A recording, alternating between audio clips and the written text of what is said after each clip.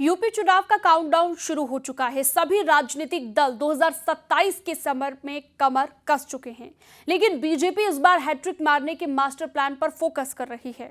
इसके लिए बीजेपी सड़क से संगठन तक बीजेपी चुनावी अभियान को धार दे रही है, जिसकी कमान इस बार पंकज चौधरी के हाथों में है। देखिए पंकज चौधरी का सियासी सफर और क्यों है पीएम मोदी को उन पर भरोसा, आपको दिखाते हैं।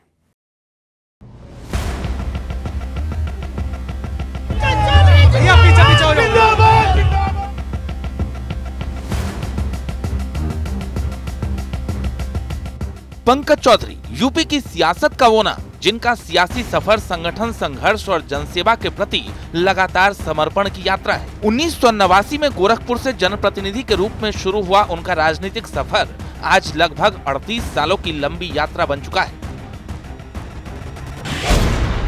1989 में गोरखपुर नगर निगम के पार्षद बने। 1990 में गोरखपुर नगर निगम के डिप्टी मेयर। 1991 में महाराजगंज से बीजेपी के सांसद बने। 26 साल की उम्र में पहली बार संसद पहुंचे थे। महाराजगंज से 9 बार चुनाव लड़े, 7 बार जीते।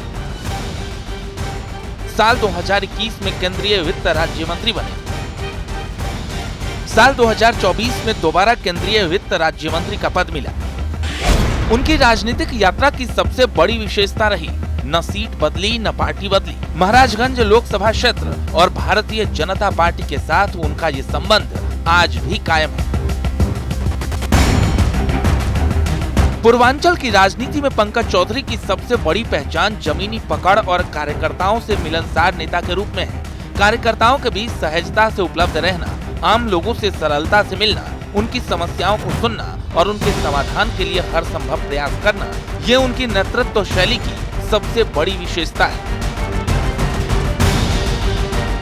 खास बात यह है कि पंकज चौधरी पीएम मोदी के बेहद करीबियों में से एक माने जाते हैं। यही वजह है कि जब 7 जुलाई 2023 को पीएम मोदी गोरखपुर पहुंचे तो पंकज चौधरी के घर गए और उनकी मां का पैर छूकर आशीर्वाद लिया था। गोरखपुर के इतिहास में ये पहली बार था जब देश का कोई प्रधानमंत्री प्रोटोकॉल तोड़कर अचानक किसी नेता के घर की संकरी गलियों में पैदल चलकर पहुंचा था। अब 2027 चुनाव से ठीक पहले बीजेपी ने उन्हें उत्तर प्रदेश की कमान सौंपी है। पूर्वांचल के सबसे बड़े ओबीसी चेहरे के तौर पर 27 चुनाव की जिम्मेदारी दी गई है। इसे बतौर प्रदेश अध्यक्ष पंकज चौधरी की पहली अग्नि परीक्षा के तौर पर देखा जा रहा है। फिलहाल पंकज चौधरी के नेतृत्व में यूपी बीजेपी चुनावी अभियान में जुटी है। बीजेपी को उम्मीद है कि पंकज चौधरी का नेतृत्व यूपी में तीसरी बार कमल खिलाने में कामयाब होगा। Bureau report, news 18।